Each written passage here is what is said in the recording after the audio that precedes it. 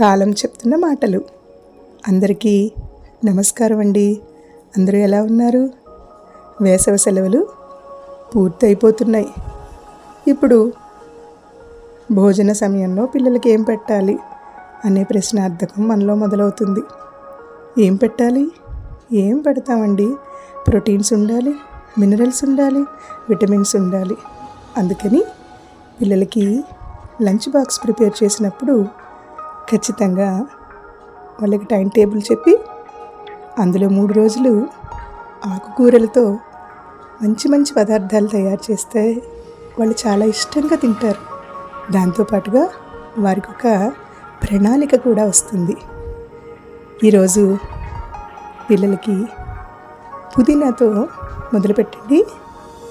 మరి ఈ మాటలు పిల్లలకి వినిపిస్తూ మీరు మంచిగా ఆహారాన్ని అందిస్తారని కోరుకుంటున్నాను. మరి ఈ ఛానల్ నచ్చితే అందరూ సబ్స్క్రైబ్ చేయండి. ధన్యవాదాలు.